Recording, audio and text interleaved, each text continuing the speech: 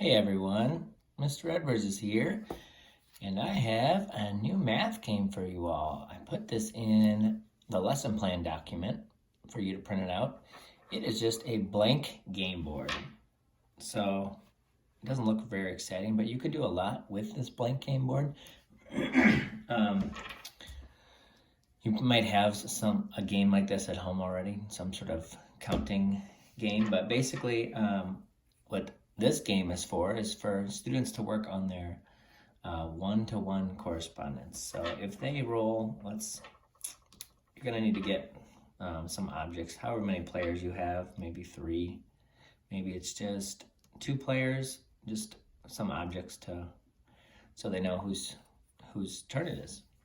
So this is also good with social emotional skills, as I've started playing a game with my daughter, just learning how to, take turns, work together if it's a cooperative game, or winning and losing if it's not, all good things. So here's how you play the game. You put your items down here on the start, and oops, sorry, I didn't roll that on there. You simply roll. You want your child to count, now 1 to 1, so you want them to touch each one. 1, 2, 3, 4, 5. Okay, so they've identified this as 5. Now here's the tricky part for kids. They're also going to practice their one-to-one on the board. Now they need to understand that each jump forward is a number.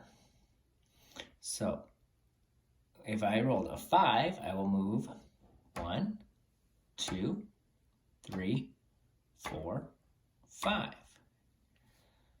All right, a 5 jumps ahead. Now, what you'll probably see your kid do is maybe they'll jump where they are and count. So we want to make sure they're jumping forward. Okay, so then the next person can go. They rolled a 4, so they're going to hold it, and they're going to jump forward. And you want to hear your child tap in each one. 1, 2, 3, 4. Okay, it's better that they are jumping, just so they're getting that. They're saying a number each time they jump, rather than sliding or just moving to 4. If they're already easily counting to 6, then they might be able to slide or move, but for the best practice, it's best if they jumped each one. So obviously if you land on the same one, it's a little cozy for these bears. You're just gonna have to go side by side. If this yellow bear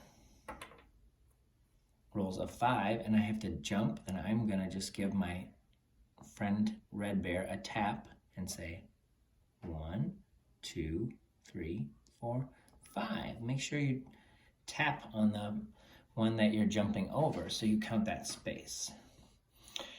And you're going to keep going, taking turns until you travel up the path. Now, you can make as many of these documents as you want. You could make this into a jungle. If you want to add things, you could maybe you want to put a puddle here and make it where you have to go back. Or one thing that, another good idea is you could make some sections like exercises. So if I rolled a 5 and I was here, 1, 2, 3, 4, 5, now I landed on jumps. So now I have to do 5 jumps. So the player would stand up and do 5 jumps. That's a good way to make it active. You could do claps. You could think of some things. Instead of dice, you could also, if you don't have a dice, or if you want to switch things up, you could use number cards. If your child's still working on identifying numbers to 6, this is really good, so that they get that repetitive idea of picking up a number and saying it and moving their bear. You could also try using 10 frames. I don't have these, so you'd have to make them or print them out from somewhere. Maybe I can look and see if I can add them onto this, but you can make them, or just, they don't have to be 10 frames. You could just make cards with dots on them. Yeah, any sort of fun way so they're practicing counting or reading numbers. All right, so this is the blank game board. Do with it what you'd like, but make sure at home you're practicing one-to-one corresponding. So making sure a child, when counting, is touching and saying a number for each one. Also, this is good because you're jumping and forward for each number you say. All right, enjoy the game. Goodbye, everyone.